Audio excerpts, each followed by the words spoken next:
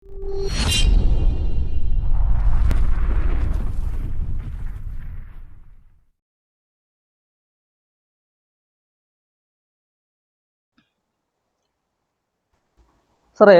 നമുക്ക് സ്വാതന്ത്ര്യം കിട്ടുന്ന സമയത്ത് ഇന്ത്യ വിഭജന കാലത്ത് അപ്പോഴൊക്കെ കേട്ടിരുന്നൊരു സാധനമാണ് ഹിന്ദു മുസ്ലിം ഹിന്ദു മുസ്ലിം ഹിന്ദു മുസ്ലിം. അത് നമ്മൾ ഈ കഴിഞ്ഞ 10 കൊല്ലത്തിലാണ് ഏറ്റവും കൂടുതൽ നമ്മൾ കേട്ടിരിക്കുന്നത്. ഇപ്പോൾ ഈയിടെ നമ്മുടെ പ്രധാനമന്ത്രി തന്നെ വളരെ പച്ചയ്ക്ക് ഇതിനെക്കുറിച്ചിട്ട്, ആ മുസ്ലിം വർഗീയതയെക്കുറിച്ചിട്ട് പച്ചയ്ക്ക് പറയുകയുണ്ടായി. അപ്പോൾ അവരുടെ കുറേ നെറേഷൻസ് നമുക്ക് കേൾക്കാം, പുറത്തുനിന്ന് വന്ന ആളുകളാണ് മുസ്ലിംസൊക്കെ എന്നൊക്കെ നമുക്ക് കേൾക്കുന്നുണ്ട്. സത്യത്തിൽ ആരാണ് ഇന്ത്യൻ മുസ്ലിങ്ങൾ? ചോദ്യം ഇപ്പോഴത്തെ സമയത്ത്, ഇപ്പോഴത്തെ കാലഘട്ടത്തിൽ ഏറ്റവും പ്രസക്തമായ ഒരു ചോദ്യമാണ്. ആരും പറയുന്നില്ല, ആരും ചർച്ച ചെയ്യാത്തൊരു കാര്യമാണ് ഇന്ത്യൻ മുസ്ലിങ്ങൾ യഥാർത്ഥത്തിൽ ആരാണ് എന്നുള്ളത്. ഈ RSS ഇന്ത്യയിൽ വോട്ട് പിടിക്കുന്നത് മുഴുവൻ ഇങ്ങനത്തെ ചില നരേഷൻസ് ഉപയോഗിച്ചിട്ടാണ്. അതായത് നുഴഞ്ഞുകയറ്റക്കാരാണ്, മുഗളന്മാരുടെ പിന്തുടർച്ചക്കാരാണ്, വിദേശികളാണ്, പാകിസ്ഥാൻകാരാണ്, അല്ലെങ്കിൽ അഫ്ഗാനിസ്ഥാൻകാരാണ്, ഇന്ത്യൻ മുസ്ലിങ്ങൾ ഇന്ത്യക്കാരെ അല്ല എന്നുള്ള രീതിയിലാണ് ഇവർ സംസാരിക്കുന്നത്, RSS സംസാരിക്കുന്നത്. പക്ഷേ ഇത് മനഃപൂർവ്വം നമ്മളുടെ ചരിത്രം മറച്ചു വെച്ചിട്ടുള്ള സംസാരമാണ്. എന്നാ ഈ ഇന്ത്യൻ മുസ്ലിംസ് അവരെങ്കിലും ഒന്ന് പറയണ്ടേ ഞങ്ങൾ ആരാണെന്നുള്ളത്? അത് അവരും പറയുന്നില്ല.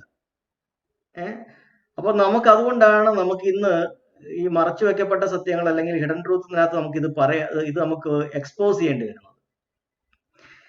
ഇന്ത്യൻ മുസ്ലിങ്ങൾ ആരാണ് യഥാർത്ഥത്തിൽ?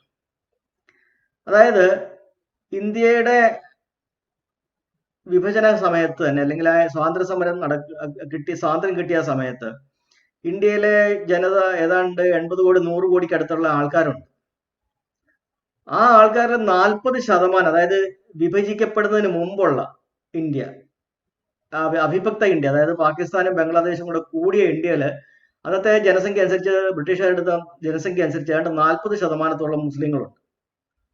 40% എന്ന് പറയുന്നത് ഒരു രാജ്യത്തിന്റെ ഏതാണ്ട് പകുതിയോളം വരുന്ന ജനതയാണ്.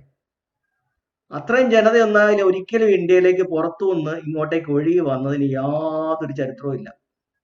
കാര്യം അങ്ങനെ എന്തെങ്കിലും ഉണ്ടെന്നുണ്ടെങ്കിൽ ആ ചരിത്രത്തിൽ രേഖപ്പെടുത്താതിരിക്കും. ആകെ കൂടി വന്നത് കുറച്ച് ഫാമിലികൾ മാത്രമാണ്. കുറച്ച് മുഗൾ രാജാക്കന്മാരും അവരുടെ ഫാമിലിയും, പിന്നെ കുറച്ച് അവരുടെ കൂടെ വരുന്ന വല്ല സൈന്യങ്ങളും വല്ലതും ഉണ്ടെങ്കിൽ അതും. അത്ര മാത്രമേ ഉള്ളൂ ആ കൂടി ഇന്ത്യയിൽ വന്നിട്ടുള്ളൂ. അതെന്ന് പറഞ്ഞു കഴിഞ്ഞാൽ വിരലിലെണ്ണാവുന്ന അത്ര ആൾക്കാരേ ഉള്ളൂ, അധികം വലിയ എണ്ണമൊന്നുമില്ല. അപ്പൊ അതായത് അവര് ഇവിടെ വന്നതിന് ശേഷം പെരുകിയായാലും ഇത്രയും കുറച്ച് വർഷങ്ങൾ കൊണ്ട് ഇന്ത്യയുടെ പകുതി പോപ്പുലേഷൻ ഒന്നും ആവത്തില്ല. അപ്പൊ അതുകൊണ്ട് നമ്മൾ മനസ്സിലാക്കേണ്ട ചില കാര്യങ്ങൾ, ഇന്ത്യയിലെ ജനങ്ങള് അല്ലെങ്കിൽ ഇന്ത്യയിലെ ജനത തന്നെയാണ് ഇന്ത്യൻ മുസ്ലിങ്ങളായത് എന്നുള്ളതാണ് മനസ്സിലാക്കേണ്ടത്. അപ്പൊ അവര് ആരായിരുന്നു, എന്തുകൊണ്ടാണ് അവര് ഇസ്ലാമിലേക്ക് പോയത് എന്നുള്ളത് നമ്മൾ ചരിത്രത്തിലേക്ക് നമ്മൾ നോക്കണം. പ്രധാനമായും ഇന്ത്യയിൽ ഇസ്ലാമിന്റെ കടന്നുവരവിന് മുമ്പുള്ളത് ഈ രണ്ടാം ഹിന്ദുമതമാണ്. അതായത് ഇന്ന് നമ്മൾ പറയുന്ന രണ്ടാം ഹിന്ദുമതമാണ് ഇന്ത്യയിൽ നിലനിൽക്കുന്നത്. ഒന്നാമത്തെ ഹിന്ദുമതം എന്ന് പറയുന്നത് വേദങ്ങളെ അടിസ്ഥാനപ്പെടുത്തി അത് മൗര്യ രാജവംശത്തിന്റെ സമയത്തിന് മുമ്പായിട്ട് തന്നെ അത് ഇന്ത്യയിൽ നശിച്ചു. യാഗയജ്ഞങ്ങളുടെ ഒരു ഒന്നാം ഹിന്ദുമതമാണ്. അത് പലർക്കും അറിയത്തില്ല, പലരും വിചാരിച്ചു വെച്ചിരിക്കുന്ന ഒരേ ഹിന്ദുമതമാണ് ഇപ്പോഴും വരെ ഉള്ളതെന്നുള്ളത്. അല്ല, ഒന്നാം ഹിന്ദുമതം അന്ന് നശിച്ചു. ഇത് രണ്ടാം ഹിന്ദുമതമാണ്. അപ്പൊ ആദ്യത്തെ ഹിന്ദുമതത്തിന് ഹിന്ദുമതം ഒന്നും പേരൊന്നുമില്ല. അതിന് ബ്രാഹ്മണിക മതം, വൈദിക മതം, വേദങ്ങള് അല്ലെങ്കിൽ മീമാംസ എന്നൊക്കെ ഉള്ള പേരേ ഉള്ളൂ. രണ്ടാമത്തെ ഹിന്ദുമതം, ഇന്ന് നമ്മൾ പറയുന്ന ഹിന്ദുമതം, ശരിക്കും പറഞ്ഞു കഴിഞ്ഞാൽ ബുദ്ധമതത്തിന്റെ അകത്ത് ഒരു വിള്ളലുണ്ടാക്കി മഹായാന എന്ന് പറയുന്ന ഒരു സെക്ഷൻ ബ്രാഹ്മണരും തുടങ്ങി. അതിനെ അവര് പിന്നീട് കൊണ്ടുവന്ന് തന്ത്രയാനയും വജ്രയാനയും ഒക്കെ ആയിട്ട് മാറ്റി, താന്ത്രിസം ഒക്കെ ആക്കി മാറ്റി, അതിനകത്ത് അന്ധവിശ്വാസങ്ങളൊക്കെ കടത്തി ഒറിജിനലായിട്ടുള്ള യഥാർത്ഥ ഇന്ത്യക്കാരുടെ ആ ഒറിജിനലായിട്ടുള്ള ബുദ്ധധമ്മത്തെ അല്ലെങ്കിൽ അതിനെ ഹീനയാന എന്നൊക്കെ വിളിച്ച് ആ ഭിക്ഷുക്കളെ മുഴുവൻ കൊന്നൊടുക്കി അവരുടെ വിഹാരങ്ങൾ മുഴുവൻ ഈ ബ്രാഹ്മണ ഭിക്ഷുക്കള് അല്ലെങ്കിൽ ബ്രാഹ്മണര് കൈയടക്കി അവിടെ പൂജ ആരാധനയും കൊണ്ടുവന്ന് അതിനകത്ത് പിന്നീട് ഒത്തിരിയേറെ ഈ മന്ത്രതന്ത്രാദികളെല്ലാം രണ്ടാമത് കൊണ്ട് കൂട്ടിയിണക്കി. അതായത് ബുദ്ധമതത്തിനെ നശിപ്പിച്ച് അതിനെ ഹൈജാക്ക് ചെയ്ത് എടുത്ത് വിഹാരങ്ങളും പിടിച്ചെടുത്ത് പിന്നീട് അതിനകത്ത് പൂജയും കാര്യങ്ങളും ഉണ്ടാക്കിയത് കൊണ്ടാണ്, അതാണ് ഇപ്പോഴത്തെ നമ്മൾ ഈ പറയുന്ന ബ്രാഹ്മണ മതം ഹിന്ദുമതമായത്. പിന്നീട് ബ്രിട്ടീഷുകാർ വന്നപ്പോഴാണ് എനിക്ക് ഹിന്ദു എന്ന പേര് കൊടുക്കുന്നത്. അപ്പൊ അതുകൊണ്ടാണ് ഇപ്പോഴും പല അമ്പലങ്ങളും എല്ലാം പഴയ ബുദ്ധവിഹാരങ്ങളായിരുന്നു നമ്മൾ പറയുന്നതിന്റെ കാര്യം. ബുദ്ധവിഹാരങ്ങൾ തന്നെ പിടിച്ചെടുത്തിട്ടാണ് അവര് ക്ഷേത്രങ്ങളാക്കി മാറ്റിയത്. അതുകൊണ്ട് പലതിൻ്റെ അകത്തുള്ള വിഗ്രഹങ്ങളെല്ലാം ശരിക്കും നോക്കിക്കഴിഞ്ഞാൽ ബുദ്ധന്റെ രൂപത്തിനെ മോഡിഫൈ ചെയ്തെടുത്താന്ന് മനസ്സിലാവും. അപ്പോൾ ഇന്ത്യയിലുള്ള ജനങ്ങള്, അടിസ്ഥാന ജനവിഭാഗങ്ങൾ മുഴുവൻ, അതായത് ഇപ്പം നമ്മൾ പറയുന്ന SC ST OBC എന്ന് പറയുന്ന ആ വിഭാഗങ്ങൾ, അവര് ഇന്ത്യയുടെ തദ്ദേശ ജനത. ആ തദ്ദേശ ജനതയായിരുന്നു ഈ ഒറിജിനൽ ബുദ്ധമതത്തിന്റെ ഫോളോവേഴ്സും അതിന്റെ പ്രയോക്താക്കളും അവരായിരുന്നു.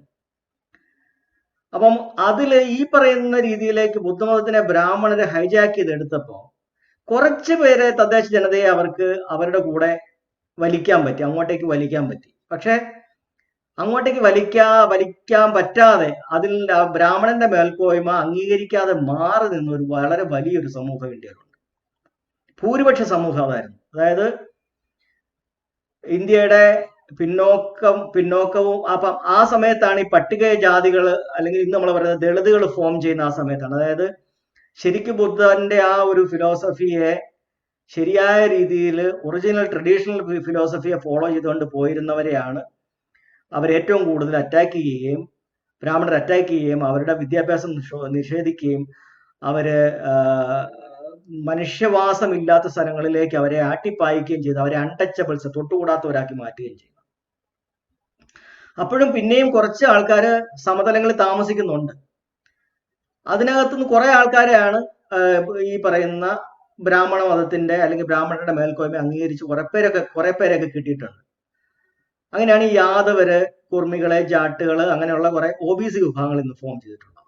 അതിനകത്ത് കുറെ പേര്, അതുകൊണ്ടാണ് അവര് ഈ ബ്രാഹ്മണ മതത്തിന്റെ കീഴിൽ എത്തിപ്പെട്ടത്. പക്ഷെ ഈ പുറത്തേക്ക് അട്ടിപ്പായിക്കപ്പെട്ട് പോകാത്തവരും ഈ ബ്രാഹ്മണന്റെ കീഴിലേക്ക് പോവാത്തവരുമായിട്ടുള്ള വളരെ വലിയൊരു സമൂഹം ഇന്ത്യയിൽ അന്ന് നിൽപ്പുണ്ട്. അവരും ഇതുപോലെ തന്നെ അവരുടെ സ്വന്തം മതം നഷ്ടപ്പെട്ടു പോയതിനു ശേഷം എങ്ങോട്ട് പോകണമെന്ന് അറിയാൻ മേലാതെ ഇങ്ങനെ കുരുക്കിൽ നിൽക്കുന്ന ഒരാൾക്കാരാണ്. അവർക്കുണ്ടായിരുന്ന ഒരു മതം പോയി, മതത്തിന്റെ വിഹാരങ്ങൾ നഷ്ടപ്പെട്ടു, എല്ലാം നഷ്ടപ്പെട്ടു. ആ ജനത പിന്നീട് ഇസ്ലാം വരുമ്പോ ഒരു തുല്യതയുടെ മതമാണ്, തുല്യതയാ പറയുന്നത്.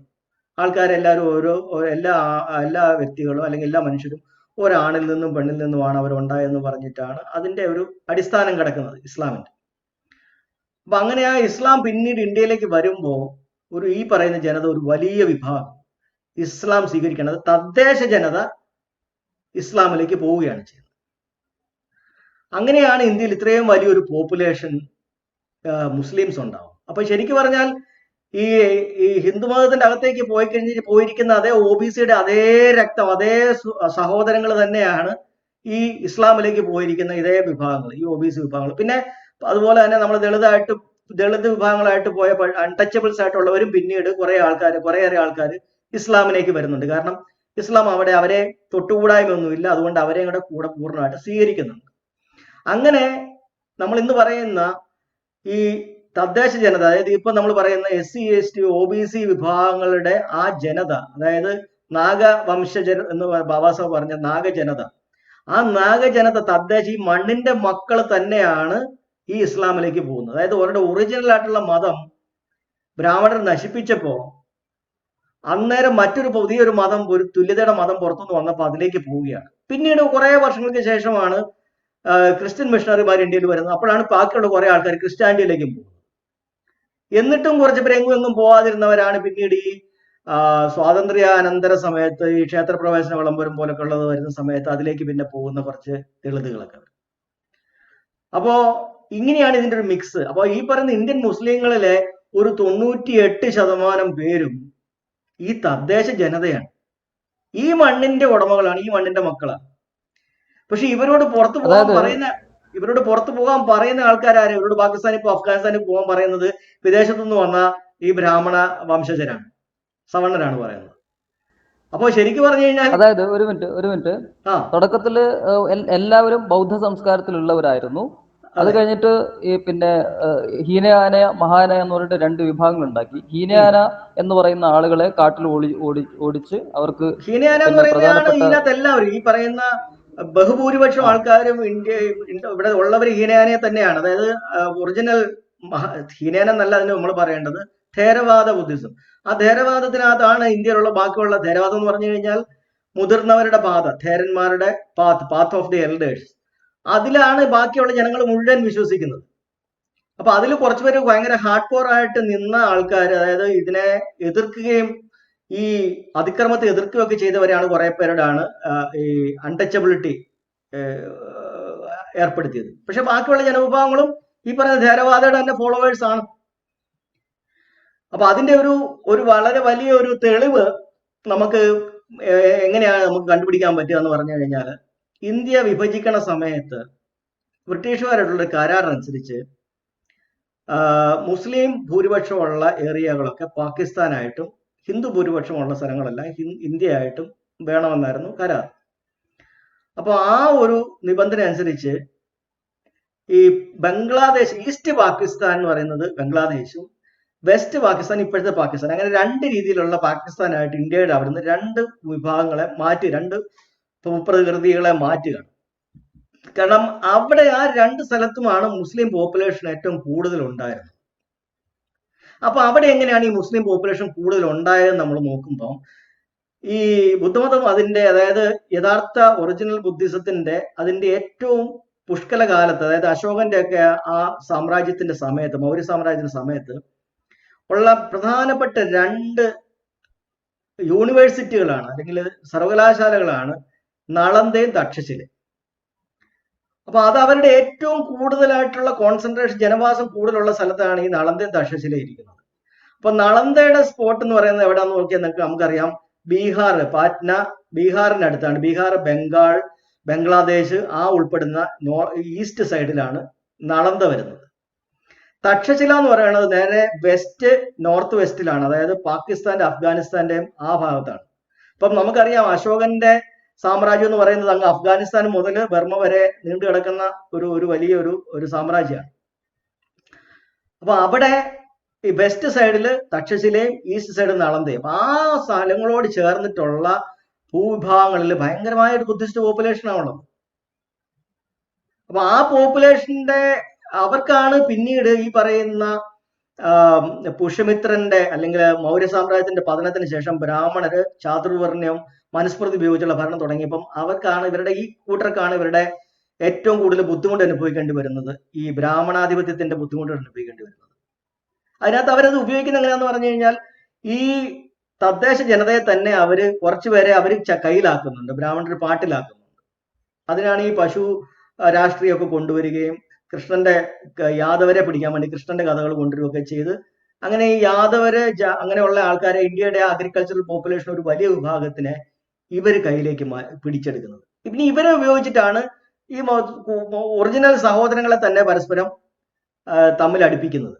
അതായത് നമ്മൾ പണ്ടത്തെ ഒരു കഥ കേട്ടിട്ടുണ്ടല്ലോ, ഈ മുട്ടനാടുകളെ തമ്മിൽ അടുപ്പിച്ചിട്ട് ചോര കുടിക്കുന്ന കുറുക്കന്റെ കഥ നമ്മൾ കേട്ടിട്ടുണ്ട്. അതായത് മുട്ടനാടുകൾക്ക് പരസ്പരം അറിഞ്ഞുകൂടാ അവര് സഹോദരങ്ങളാണ്, അവരെ പരസ്പരം പറഞ്ഞ് തെറ്റിച്ച് അവരെ കൊണ്ട് പരസ്പരം തമ്മിൽ അടുപ്പിച്ച് നടുക്കുന്ന ചോര കുടിക്കുന്ന ഒരു പരിപാടിയുണ്ട്. അതാണ് സത്യം പറഞ്ഞു കഴിഞ്ഞാൽ ഇന്ത്യയിലെ OBCയും മുസ്ലിമും, രണ്ട് മുട്ടനാടുകൾ, രണ്ടും ഒരേ ആൾക്കാരാണ്, രണ്ടും ഒരേ രക്തമാണ്, ഒരേ വംശമാണ്, ഒരേ ജനതയാണ്, ഈ മണ്ണിന്റെ മക്കളാണ്. പക്ഷെ ഈ പുറത്തുനിന്ന് വന്ന ആൾക്കാരാണ് ഇവരെ തമ്മിൽ അടുപ്പിച്ച് ചോര കുടിക്കുന്നത്. കാരണം അവർക്ക് അവരുടെ ബ്രാഹ്മണാധിപത്യമുള്ള രാഷ്ട്രം ഇവിടെ ഉണ്ടാക്കിയെടുക്കും. പിന്നെ ഇവരോട് അപ്പം അങ്ങനെയാണ് ഞാൻ പറഞ്ഞ പോലെ നേരത്തെ ഈ രണ്ട് സ്ഥലത്തു നിന്നുള്ള ആൾക്കാർ തന്നെയാണ് ഇസ്ലാമിലേക്ക് കൺവേർട്ട് ചെയ്യുന്നത്. അവരുടെ ഒറിജിനൽ റിലീജിയൻ നഷ്ടപ്പെട്ടു പോയി കഴിഞ്ഞപ്പോഴാണ് അവർ രണ്ട് കൂട്ടരും ഇസ്ലാമിലേക്ക് കൺവേർട്ട് ചെയ്യുന്നത്, ആ രണ്ട് സ്ഥലത്തും. അതുകൊണ്ടാണ് ഇസ്ലാമിക് അല്ലെങ്കിൽ മുസ്ലിം പോപ്പുലേഷൻ കൂടുതൽ വരുന്നത്. അപ്പൊ അതിനകത്ത് വേറൊരു വലിയൊരു ഫാക്ടർ ഉണ്ട്. കാരണം കാലങ്ങളായിട്ട് തന്നെ ബ്രാഹ്മണ ആധിപത്യത്തിന് എതിരായിട്ട് അതിനകത്ത് വഴങ്ങാതെ അവരുടെ മേധാവിത്വത്തിന്റെ കീഴിലേക്ക് പോവാൻ വിസമ്മതിച്ച് നിന്ന ഒരു കൂട്ടരാണ്. ആദ്യമായിട്ട് മറ്റൊരു മതം വരുമ്പം ഈ മറ്റു മതത്തിലേക്ക് പോകുന്ന ആ ഒരു വിഭാഗക്കാരാണ് ഇന്ത്യയിലെ OBCകളായിരുന്ന അല്ലെങ്കിൽ SC തദ്ദേശവാസികളായിരുന്ന ആൾക്കാരാണ് ഇന്നത്തെ മുസ്ലിങ്ങൾ. അപ്പൊ ആദ്യമായിട്ട് തന്നെ അവരുടെ പിടിയിൽ നിന്ന് ബ്രാഹ്മണന്റെ ആധിപത്യത്തിൽ പോവാതിരിക്കുകയും മറ്റൊരു തുല്യതയുടെ മതം വരുമ്പോൾ അതിലേക്ക് പോവുകയും ചെയ്ത് കുതിറി മാറിയവരാണ്. അപ്പൊ അതുകൊണ്ട് ഒരു കാലത്തും ബ്രാഹ്മണ ആധിപത്യത്തിന്റെ കീഴിൽ ഇവരെ കിട്ടില്ല എന്ന് ബ്രാഹ്മണർക്കറിയാം. അതുകൊണ്ടാണ് ഇന്ത്യ വിഭജിക്കാനായിട്ട് അവർ പറയുന്നത്. കാരണം 40% അന്ന് ഇന്ത്യയിൽ മുസ്ലിങ്ങൾ പോപ്പുലേഷൻ ഉണ്ട്. അതിന്റെ കൂടെ 10, 15, 20% ഉള്ള ഷെഡ്യൂൾഡ് കാസ്റ്റ് ആക്കപ്പെട്ട തദ്ദേശവാസികളും ഷെഡ്യൂൾഡ് ട്രൈബുകളായിട്ടുള്ളവരും കൂടെ തമ്മിൽ കൂടിച്ചേർന്ന് കഴിഞ്ഞാൽ ഓട്ടോമാറ്റിക് ആയിട്ട് അവർക്ക് ഭൂരിപക്ഷം 50-ന് മുകളിൽ കിട്ടിക്കഴിയും. 50-60% ഭൂരിപക്ഷം വരും. അപ്പൊ അതുകൊണ്ട് അന്നത്തെ ഇന്ത്യൻ ഹിന്ദു നേതാക്കന്മാരുടെ തന്നെ ആവശ്യപ്രകാരം തന്നെയാണ് ഇന്ത്യയെ വെട്ടിമുറിച്ചത്. അതാണ് RSS ഒക്കെ എപ്പോഴും പണ്ട് ആ ദ്വിരാഷ്ട്ര സിദ്ധാന്തം പറഞ്ഞുകൊണ്ടിരുന്നതിന്റെ കാര്യം അതാണ്. സവർക്കറൊക്കെയാണ് ദ്വിരാഷ്ട്ര സിദ്ധാന്തം പറഞ്ഞുകൊണ്ടിരിക്കുന്നത്. അതായത് ഇന്ത്യ വേണം പാകിസ്ഥാൻ വേണമെന്ന് പറഞ്ഞുകൊണ്ടിരിക്കുന്നത്. കാരണം ഇന്ത്യക്കകത്ത് നിൽക്കുന്നത് മുഴുവൻ ഇവരുടെ ബ്രാഹ്മണ ആധിപത്യത്തിനകത്ത് കീഴടങ്ങി താമസിക്കുന്ന ആൾക്കാർ മാത്രം മതി, അല്ലാത്തവർ ഇന്ത്യക്കകത്ത് വേണ്ട. അപ്പൊ ഈ ഡിവൈഡ് ചെയ്തിട്ടും പിന്നെയും അങ്ങോട്ടേക്ക് പോകാതെ, ഈ പാകിസ്ഥാനിലേക്കും ബംഗ്ലാദേശിലേക്കും പോവാതെ പിന്നെയും ഇന്ത്യയിൽ നിന്ന ആൾക്കാർ ഇന്ന് 10-15% ന്യൂനപക്ഷങ്ങളായി മാറുക. അവരും ഇന്ത്യക്കാർ തന്നെയാണ്. അപ്പൊ അതിന്റെ ഒരു ഉദാഹരണം പറഞ്ഞു കഴിഞ്ഞാൽ ഇവരൊക്കെ താമസിക്കുന്ന ഇടങ്ങൾ എന്ന് പറയുന്നത് ദളിതുകൾ താമസിക്കുന്ന ഇടങ്ങളും ഏറെക്കുറെ ഒന്ന് തന്നെയാണ്. നമ്മൾ ഏതൊരു സ്ഥലത്ത് ചെന്ന് കഴിഞ്ഞാലും മുസ്ലിം പോപ്പുലേഷൻ ഉള്ള സ്ഥലങ്ങൾ നോക്കി കഴിഞ്ഞാൽ ഒത്തിരി പിന്നോക്കമായ സ്ഥലങ്ങളാണ്. അവരൊക്കെ പലരും ഇറച്ചി വെട്ടോ അല്ലെങ്കിൽ പഞ്ചറൊട്ടിക്കലോ ഒക്കെ അങ്ങനത്തെ ചെറിയ ടയർ പണികളോ ഒക്കെ ആയിട്ടുള്ള സാധാരണ വളരെ ചെറിയ പണികളാണ് ചെയ്തുകൊണ്ടിരിക്കുന്നത്.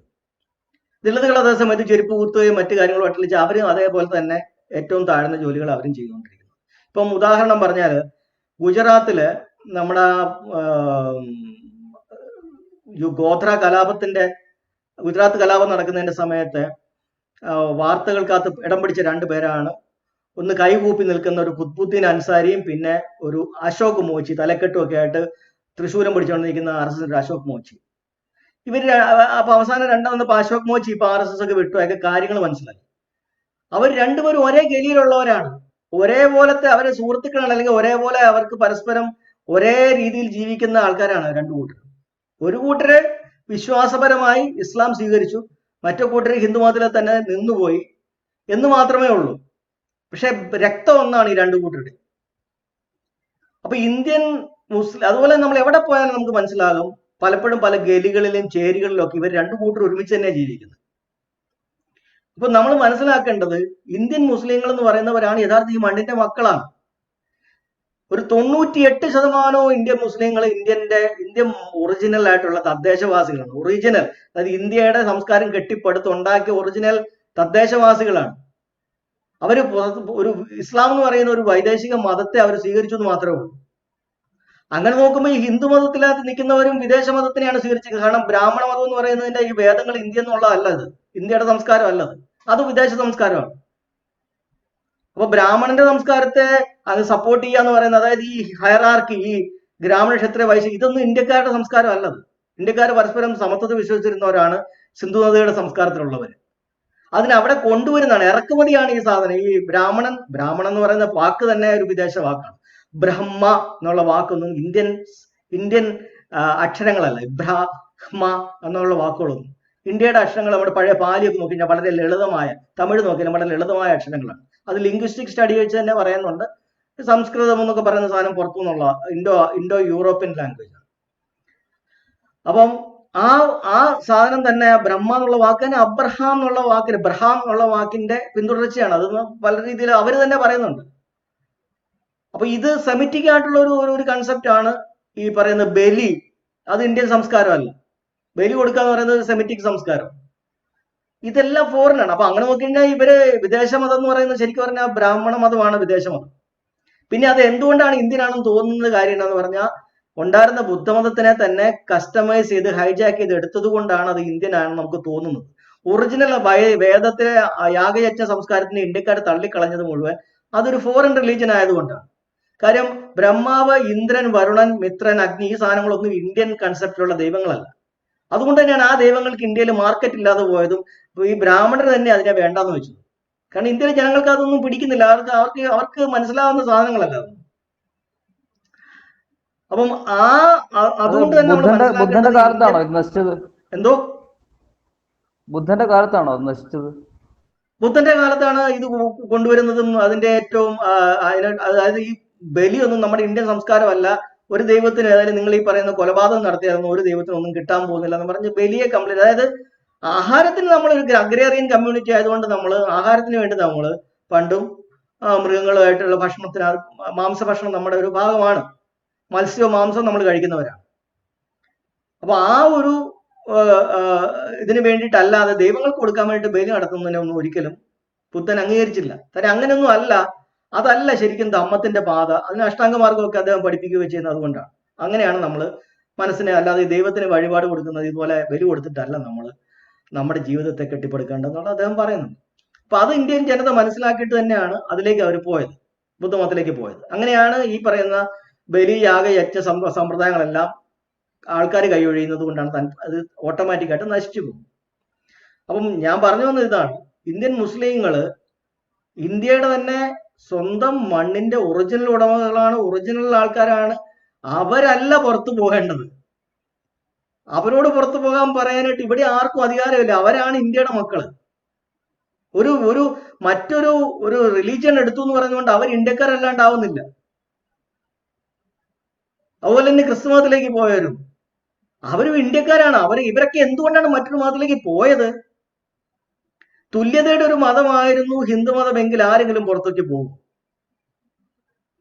തുല്യത കൊടുക്കാതിരിക്കുന്നത് കൊണ്ട് ഒരു കൂട്ടരുടെ മേൽക്കോയ്മ അംഗീകരിച്ച് അടിച്ചേൽപ്പിക്കാൻ ശ്രമിക്കുമ്പോഴാണ് അത് സമ്മതിക്കാതെ മറ്റൊരു തുല്യതയുടെ മതം വരുമ്പം പോണത്. പക്ഷെ ഈ ഒരു കാര്യം ആൾക്കാർ മനസ്സിലാക്കുന്നില്ല. അതായത് ഇവരെ അറ്റാക്ക് ചെയ്യാൻ, RSSന്റെ വാക്ക് കേട്ട് ഇവരെ അറ്റാക്ക് ചെയ്യാൻ പോകുന്ന OBC വിഭാഗങ്ങൾ മനസ്സിലാക്കുന്നില്ല അവർ അറ്റാക്ക് ചെയ്യാൻ പോകുന്ന മുസ്ലിങ്ങൾ എന്ന് പറയുന്നത് അവരുടെ സ്വന്തം ചോരയാണ്. തിരിച്ച് മുസ്ലിങ്ങൾ മനസ്സിലാക്കുന്നില്ല അവരെ അറ്റാക്ക് ചെയ്യാൻ വരുന്ന ഈ OBC വിഭാഗങ്ങൾ എന്ന് പറയുന്നവര് അവരുടെ തന്നെ സഹോദരങ്ങളാണ്. പക്ഷെ അവർ ഹിന്ദു മതത്തിനകത്ത് തന്നെ നിന്ന് അവിടെ പെട്ടുപോയവരാണ്. അപ്പൊ ഈ ശരിക്കും പറഞ്ഞാൽ തമ്മിൽ അടിക്കുന്നത് ഇന്ത്യയുടെ തന്നെ തദ്ദേശ ജനതയാണ് അങ്ങോട്ടും ഇങ്ങോട്ടും അടിക്കുന്നത്. ഈ ഹിന്ദു മുസ്ലിം കലാപം നടക്കുമ്പോൾ അതിനകത്ത് ഒരു ബ്രാഹ്മണനും കൊല്ലപ്പെടുന്നില്ല, ഒരു സവർണനും കൊല്ലപ്പെടുന്നില്ല. ഈ പരസ്പരം അടിച്ച് അങ്ങോട്ടും ഇങ്ങോട്ടും അടിച്ച് തീരുന്നത് മുഴുവൻ ഇന്ത്യയുടെ തദ്ദേശ ജനതയാണ്. പക്ഷെ മുസ്ലിങ്ങൾക്ക് അവർക്കും അറിയത്തില്ല അവരുടെ ഹിസ്റ്ററി. ഒന്നുകിൽ അവർക്ക് അറിയത്തില്ല, അല്ലെന്നുണ്ടെങ്കിൽ അവരുടെ നേതൃത്വത്തിനകത്തും ഉണ്ട് കുറച്ച് സവർണ രക്തമുള്ള ആൾക്കാർ. അവർ ഇതിന്റെ ശരിയായ ഹിസ്റ്ററിയോട്ട് പുറത്ത് പറയത്തുമില്ല. കാര്യം നമുക്കും അറിയാം, ഇസ്ലാമിന്റെ അകത്തും ഉത്തരേന്ത്യയിൽ ഈ പറയുന്ന ജാതി വർണ്ണപരമായ വ്യത്യാസങ്ങൾ ചിലർ വെച്ച് പുലർത്തുന്നുണ്ടെന്നുള്ളത് പരസ്യമായ രഹസ്യമാണ്. അതിനകത്ത് ഈ പറയുന്ന സവർണ സ്വഭാവം കാണിക്കുന്ന മുസ്ലിങ്ങളുണ്ട്. പക്ഷെ അവരാണ് ഇതിന്റെ നേതൃത്വത്തിൽ ഇരിക്കുന്നത്. അവരൊരിക്കലും ഈ സത്യം പുറത്തു പറയത്തില്ല. അപ്പൊ താഴേക്കടയിലുള്ള ആ പറയുന്ന മുസ്ലിം ഭൂരിപക്ഷ ജനത, അതായത് അതിന്റെ മെജോറിറ്റി പോപ്പുലേഷൻ, അവർക്ക് ഈ എന്താ പറയാ, ഒന്നുകിൽ അവർക്ക് നാണക്കേടായിരിക്കും, അല്ലെങ്കിൽ അതായത് ഞങ്ങൾ ഈ പറയുന്ന പോലെ പിന്നോക്ക വിഭാഗങ്ങളുടെയോ പട്ടിക വിഭാഗങ്ങളുടെയോ ഒക്കെ സ്വയം അതേ ആൾക്കാരാണെന്ന് തുറന്ന് പറയാൻ അവർക്ക് ചിലപ്പോൾ ഒരു ബുദ്ധിമുട്ടുണ്ടാവുമായിരിക്കും. പക്ഷെ കാഴ്ചയിൽ തന്നെ നമുക്കറിയാം അവരെല്ലാം ഒന്ന് തന്നെയാണ്. ഇപ്പൊ കേരളത്തിലെ തന്നെ നമ്മൾ മുസ്ലിം പോപ്പുലേഷൻ എടുത്ത് അതിനകത്ത് കൂടുതലും ഈഴവരായിട്ടുള്ള ആൾക്കാരൊക്കെ തന്നെയാണ്. അതിനകത്ത് പല സമയത്ത് ഈഴവര് തീയരൊക്കെ ആയിട്ടുള്ള ആൾക്കാരാണ് ഇസ്ലാമിലേക്ക് പോയിട്ടുള്ളത്. പക്ഷെ ഈ വെള്ളാപ്പള്ളി നടേശന് പോലും അറിയത്തില്ല അവര് ഒരേ ആൾക്കാരാണെന്ന്. മുസ്ലിങ്ങൾക്ക് തിരിച്ചും അറിയത്തില്ല അങ്ങോട്ടുള്ള ഒരേ ആൾക്കാരാണെന്ന്. എല്ലാ സംസ്ഥാനത്തും ഇങ്ങനെ തന്നെയാണ്. അപ്പം തദ്ദേശ ജനത തന്നെയാണ് ഇങ്ങോട്ടേക്ക് മാറിയിട്ടുള്ളത്, ഒരേ ജനതയാണ്. ഇത് നമ്മൾ തുറന്നു പറഞ്ഞാൽ തന്നെ RSSന്റെ ഈ പറയുന്ന വിഭജന രാഷ്ട്രീയത്തിന് ഒരു വലിയ അളവിൽ തന്നെ ഒരു കുറവ് വരും. കാര്യം പരസ്പരം പോരടിക്കുന്നവർ തന്നെയാണ്, അവർ സഹോദരങ്ങളാണെന്നും രക്തബന്ധുക്കളാണെന്നും അവർ തിരിച്ചറിഞ്ഞാൽ മതി. ഈ ഡിവിസീവ് പൊളിറ്റിക്സ് ഇവിടെ നടക്കത്തില്ല. പക്ഷെ ഇപ്പൊ ഇവരെ പറ്റി പറയുന്നത് എന്താ, ഇവര് നുഴഞ്ഞുകയറ്റക്കാരാണ്. ഇന്ത്യയിൽ ഈ പറയുന്ന പകുതിയോളം ജനവിഭാഗം നുഴഞ്ഞുകയറി വന്നവരാണെന്നാണ് പറയുന്നത്. ആരാ ശരിക്കും പറഞ്ഞാൽ നുഴഞ്ഞുകയറി വന്നവര്? ഈ പറയുന്ന ബ്രാഹ്മണർ ഇപ്പോഴും പറയുന്നത് ഞങ്ങൾ ഇവിടുത്തുകാരല്ല, വിദേശികളാണെന്ന് തന്നെ അവരുടെ പുസ്തകങ്ങൾക്ക് അതെല്ലാം അവർ പറയുന്നു. കാലകാലത്തിലൊക്കെ വളരെ കൃത്യമായിട്ട് പറയുന്നുണ്ട് ഞങ്ങൾ ഇവിടുത്തുകാരല്ല. അപ്പം ഈ ജനാധിപത്യം വന്നപ്പോ ഈ പറയുന്ന സവർണർക്ക് ഭൂരിപക്ഷം വേണം. ആ ഭൂരിപക്ഷം വേണമെന്നുള്ളത് കൊണ്ടാണ് ഈ പെട്ടെന്ന് OBC വിഭാഗങ്ങളെയും SC വിഭാഗങ്ങളെയൊക്കെ പെട്ടെന്ന് സ്നേഹം കൂടി അടുത്ത് പിടിച്ചത്. പക്ഷേ അതിനകത്തൊരു കുഴപ്പമുണ്ട്. ഇവരെ കൂടെ നിർത്തിയാലും ഇതിനകത്തുള്ള ജാതിയോ വർണ്ണത്തിന്റെയോ പ്രശ്നങ്ങളെ അതിനെ ഇവര് സോൾവ് ചെയ്യുന്നില്ല. പരസ്പരം വിവാഹമൊന്നും കഴിക്കത്തില്ല. കൂടെ ഇങ്ങനെ വോട്ട് ബാങ്കിന് വേണ്ടി കൂടെ നിർത്തത്തേ ഉള്ളൂ. പക്ഷെ അതിനകത്തൊരു കുഴപ്പം എന്നാന്ന് പറഞ്ഞാൽ തുല്യത നമ്മളെല്ലാം ഒരാളിൽ നിന്നും പെണ്ണിൽ നിന്നും ആണ് ഉണ്ടായതെന്ന് പറയാനായിട്ട് ഇതിനകത്ത് യാതൊരു ഒരു ലൈൻ പോലും ഹിന്ദുമത ഗ്രന്ഥങ്ങൾക്ക് അത് ഒരിടത്തും ഇല്ല, ഒരിടത്തും കാണിക്കാൻ പറ്റത്തില്ല. അപ്പോ ഇതിനകത്തേക്ക് ആൾക്കാർക്ക് കയറാൻ പറ്റത്തില്ല. പുറത്തുനിന്ന് ഇപ്പൊ ഒരാൾക്ക് ഹിന്ദു ആവണമെന്നുണ്ടെങ്കിലും ഏത് ജാതിക്കകത്ത് കയറ്റും എന്നുള്ളൊരു വലിയ പ്രശ്നമുണ്ട്. അതുകൊണ്ട് ആൾക്കാർക്ക് ഈ ഹിന്ദു മതത്തിൽ ഈ ബ്രാഹ്മണ മതത്തിന്റെ അകത്തേക്ക് കയറാൻ പറ്റത്തില്ല, പക്ഷെ ഇതിന് പുറത്തേക്ക് ആൾക്കാർക്ക് തുല്യതയുടെ മതങ്ങളിലേക്ക് പോകാൻ പറ്റും. അപ്പൊ ഈ പുറത്തേക്കുള്ള ഒഴുക്ക് തടയുകയും വേണം, ആൾക്കാരെ തടുത്ത് നിർത്തുകയും വേണം. അപ്പൊ അതിന് ഒരിക്കൽ ഇപ്പൊ ഇവരുടെ നേതൃത്വം അംഗീകരിക്കാതെ, മേൽക്കോയ്മ അംഗീകരിക്കാതെ പുറത്തു പോയ ആ മുസ്ലിം വിഭാഗത്തെ തന്നെ അങ്ങ് ശത്രുക്കളാക്കുക. അതിനാണ് ഈ ആഭ്യന്തര ശത്രുക്കളായിട്ട് ആദ്യമേ മുസ്ലിമിനെയും ക്രിസ്ത്യാനിയെയും വിചാരധാരക്കകത്ത് എഴുതി വെച്ചിരിക്കുന്നത് ഗോൾവാർക്കർ. കാരണം ഈ രണ്ടു കൂട്ടരും ഇവരുടെ മേൽക്കോയ്മ ധിക്കരിച്ച് മറ്റൊരു മതത്തിലേക്ക് പോയ തദ്ദേശ ജനതയാണ്. അപ്പൊ അവരെ ഇവരെ ഉപയോഗിച്ച്, അതായത് ഈ കൂടെയുള്ള OBC-കളെ ഉപയോഗിച്ചുകൊണ്ട് തന്നെ ഈ രണ്ടു കൂട്ടരെയും കൊന്നൊടുക്കാം. അതിനുവേണ്ടിയാണ് ഈ OBC ഇളക്കി വിടുന്നത്. കലാപം ഉണ്ടാക്കുമ്പോൾ ഇറങ്ങിപ്പോകുന്നത് മുഴുവൻ അടി ഉണ്ടാക്കാൻ പോകുന്നതും ഈ വാളെടുത്തും തൃശ്ശൂരെടുത്തും ജയശ്രീറാം വിളിച്ച് പോകുന്നത് മുഴുവൻ ഈ ഇന്ത്യയുടെ OBC പട്ടികജാതി വിഭാഗങ്ങൾ തന്നെയാണ്, ഹിന്ദു മതത്തിനകത്ത് കിടക്കുന്നവരാണ്. അവരെ പിരികേറ്റി ഇളക്കി വിടുകയാണ്. എന്നിട്ട് അവർ പോയി അടിക്കാൻ പോകുന്ന ആരെയൊക്കെയാണ്? അവരുടെ തന്നെ ആൾക്കാർ, അവരുടെ തന്നെ സഹോദരങ്ങൾ പണ്ട് ഇസ്ലാമിലേക്കും ക്രിസ്ത്യാനിറ്റിയിലേക്കും പോയ സ്വന്തം സഹോദരങ്ങളെയാണ്. പക്ഷെ അടിക്കുമ്പോൾ രണ്ടുപേരും കൂടെ, ഈ മുട്ടനാട്ടിലെ കാര്യം പറഞ്ഞ പോലെ രണ്ടുപേരും കൂടെ പരസ്പരം അടിച്ചങ്ങ് തീരും.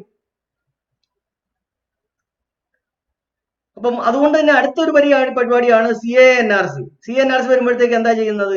ഈ കൂട്ടരുടെ, ഈ മുസ്ലിങ്ങളുടെ, അതായത് വലിയൊരു പോപ്പുലേഷൻ ആണ്, അവരുടെ വോട്ടിംഗ് റൈറ്റ്സ് തന്നെ അങ്ങ് ഇല്ലാണ്ടാക്കും. അവരെ രണ്ടാം കട പൗരന്മാരാക്കാൻ പറ്റും. അപ്പം ഒരു വലിയൊരു അളവിൽ അവരെ ഓടിച്ചു ഇന്ത്യയിൽ നിന്ന്, പാകിസ്ഥാനും ബംഗ്ലാദേശുമായിട്ട് മാറ്റി. എന്നിട്ട് പോകാതിരിക്കുന്നവരെ, ഇന്ത്യ നിൽക്കുന്നവര്, അത് ഇന്ന് ഇവർക്കൊരു തലവേദനയാണ്. പക്ഷെ ഒരു ആഭ്യന്തര ശത്രുക്കളെന്ന് എഴുതി വെച്ചിരിക്കുന്നത്. ആ ആൾക്കാരുടെ പ്രസൻസ് അല്ലെങ്കിൽ അവരുടെ സാന്നിധ്യം ഇവർക്ക് എന്നും ഒരു ഇഷ്ടക്കേടാണ്. കാര്യം ഇവരുടെ കൂടെ നിന്ന് പോയവരാണ്. അതുകൊണ്ട് അവരുടെ വോട്ടിംഗ് റൈറ്റ്സ് ഇല്ലാണ്ടാക്കാനായിട്ട്, അവരെ രണ്ടാം കട പൗരന്മാരാക്കാൻ വേണ്ടിയിട്ടാണ് ഈ CANRC കൊണ്ടുവരുന്നത്. അപ്പൊ അത്രയും പേരുടെ വോട്ട് എടുത്തങ്ങ് മാറ്റാം. ഇപ്പൊ ഇവരുടെ മുഴുവൻ ഉദ്ദേശം ഈ വോട്ട് ബാങ്കാണ്. അപ്പൊ ഈ വോട്ട് ബാങ്കിന് വേണ്ടിയിട്ടാണ് ഈ കലാപം മുഴുവൻ നടത്തുന്നത്. ഇപ്പോഴും ഈ ഹിന്ദുക്കളെ തടുത്തുകൂട്ടി ഹിന്ദു അപകടത്തിൽ മറ്റവര് പെറ്റ് പെരുകുന്നു, മറ്റവര് എന്താ പറയാ നുഴഞ്ഞു കയറുന്നു. അങ്ങനെയാണല്ലോ ഇന്നലെ മോദി സംസാരിച്ചതാണ്. ഏറ്റവും കൂടുതൽ കുട്ടികളെ ഉണ്ടാക്കുന്നു, അവര് നുഴഞ്ഞു കയറുന്നു. ആക്ച്വലി ഇതെല്ലാം വാസ്തവവിരുദ്ധമാണ്. മോദി എന്ന് പറയുന്നതും ഇതുപോലെ തന്നെ ശരിയായ ഒരു അർത്ഥത്തിലുള്ള ഒരു OBC അല്ല. അയാൾ OBC ലിസ്റ്റിലേക്ക് അയാളുടെ ജാതിയെ പെടുത്തിയതാണ് ഗുജറാത്ത് മുഖ്യമന്ത്രി ആയിരുന്ന സമയത്ത്. അപ്പം അങ്ങനെ ഈ ഒരു വിഭാഗത്തിനെ ശത്രുക്കളാക്കി കാണിച്ചുകൊണ്ടിട്ട് വോട്ട് ബാങ്ക് ഉണ്ടാക്കുക എന്നുള്ളതാണ്. അപ്പൊ അതിന് വേണ്ടിയിട്ട് ഹിന്ദുക്കളെ പിന്നെ പേടിപ്പിച്ച് മുസ്ലിം നാളെ. എന്നാ വാസ്തവം എന്താ? മോഡിയുടെ വീട്ടിലും ഉണ്ട് 5-6 പിള്ളേർ, മോഡിയുടെ സഹോദരങ്ങളായിട്ട്. അമിത്ഷായ്ക്കും ഉണ്ട് അതുപോലെ അത്രയും തന്നെ 5-6 പേര്.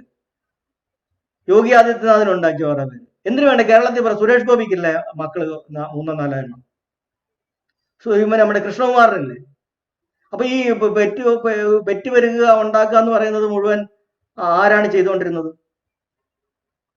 ഇനി ഈ സംബന്ധം പോലുള്ള സമയത്ത് എവിടെയൊക്കെ പോയാണ് ഇവർ പിള്ളേരെ ഉണ്ടായിക്കൊണ്ടിരുന്നത്? അപ്പൊ പിന്നെ അതുപോലെ തന്നെ നമ്മുടെ സ്റ്റാറ്റിസ്റ്റിക്സ്, നമ്മുടെ സെൻസസ് എടുത്തു കഴിഞ്ഞാൽ നമുക്ക് മനസ്സിലാവും, മുസ്ലിങ്ങളുടെ ഇടയിൽ ഉണ്ടായിരുന്ന ജനസംഖ്യാ വർധനയോടെ എത്രയോ ഇരട്ടിയാണ് ഹിന്ദുക്കളുടെ ഇടയിൽ ഉണ്ടായിരിക്കുന്ന ജനസംഖ്യാ വർധന. അപ്പം ഇതൊക്കെ വെറുതെ പറയുന്നതാ. പിന്നെ മോദി ഇത് എന്തുകൊണ്ട് പറയുന്നു എന്ന് ചോദിച്ചു കഴിഞ്ഞാൽ, ഓരോരുത്തർക്ക് അറിയാവുന്നതല്ലേ ചെയ്യാൻ പറ്റത്തുള്ളൂ, പഠിച്ചതേ പാടുള്ളൂ. മോദിക്ക് അറിയാവുന്ന ആ കൂടിയുള്ള പരിപാടി എന്ന് പറയണത് ഈ പറയുന്ന എന്താ പറയാ 4-കട വർഗീയതയും കുറച്ച് ഗുണ്ടായുസും ഒക്കെ പറഞ്ഞ ആൾക്കാരെ പേടിപ്പിക്കുക, അങ്ങനെ പിന്നെ നുണ പറയുക.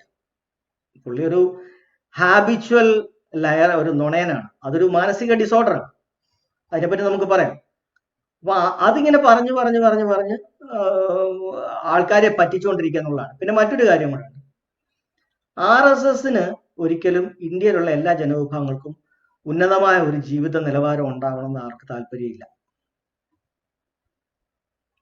അതായത് ഏറ്റവും താഴേക്കിടയിലുള്ള ആൾക്കാരെ ഉന്നതിയിലേക്ക് കൊണ്ടുവന്ന് എല്ലാവർക്കും നല്ല ജീവിത സാഹചര്യങ്ങൾ ഉണ്ടാക്കണമെന്നും എല്ലാവർക്കും തൊഴിലും എല്ലാവർക്കും പുരോഗതിയും എല്ലാവർക്കും വിദ്യാഭ്യാസവും എല്ലാവർക്കും ആരോഗ്യപരമായ സ്വാസ്ഥ്യവും ഒക്കെ ഉണ്ടാക്കണമെന്ന് അങ്ങനെ യാതൊരു താല്പര്യവുമില്ല.